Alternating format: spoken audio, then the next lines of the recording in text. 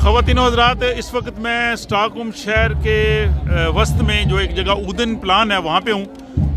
7 जून और हफ्ते का दिन है और यहाँ 2 बजे ये बहुत बड़ा मुज़ाहरा जो है वो फ़लस्तीन के अवाम के साथ इज़हार यकजहती के लिए, गज़ा के जो लोग हैं उनके साथ मोहब्बत का इज़हार करने के लिए, उनके काज को सपोर्ट करने के लिए हो रहा है। और पूरे स्वीडन से लोग आए हैं और अभी ये मुज़ाहिरीन आ रहे हैं और अभी कुछ वक्त है कि इसके बाद यहाँ से ये मुज़ाहिरीन जो है वो मार्च करते हुए स्टॉकहोम शहर के वस्त तक चलेंगे।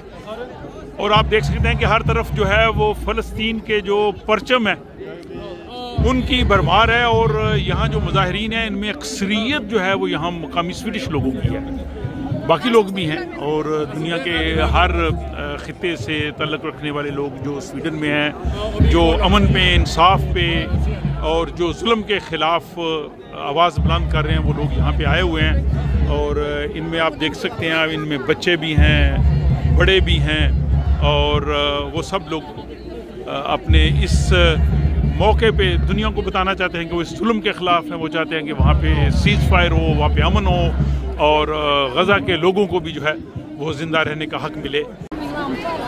और आप देख सकते हैं कि ये स्टॉकहोम शहर का जो मरकज़ है ऊदन प्लान, वहाँ पे जो जगह है ये मुज़ाहिरीन से भर गई है और जो बल्कि जो साथ की गलियाँ हैं वहाँ पे भी मुज़ाहिरीन खड़े हैं और यहाँ पे हर रंग नस्ल के, हर नेशनलिटी के लोग हैं और उन्होंने प्ले कार्ड्स भी उठा रखे हैं, फ़लस्तीन के परचम भी उनके पास हैं।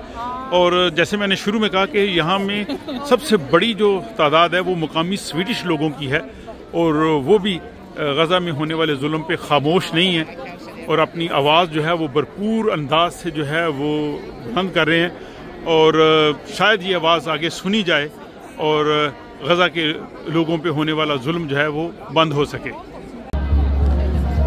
या मज़ीद देखें कि अभी मुज़ाहिरीन की तादाद मज़ीद बढ़ती जा रही है और कह रहे हैं कि ये हालिया दिनों में या जब से ये गज़ा में इसराइली जारियत हुई है उसके बाद से ये स्वीडन का सबसे बड़ा जो है वो फ़लस्तीन के लिए मुज़ाहरा किया जा रहा है और लोग अपने जज्बात जो हैं उनका इजहार कर रहे हैं। और ख़ुसूसन गज़ा पे जो जुल्म हो रहा है, इंसानी तारीख़ में शायद ऐसा जुल्म नहीं हुआ होगा और अफसोस और बदकिस्मती यह है कि कोई उस जुल्म को रोकने वाला नहीं है।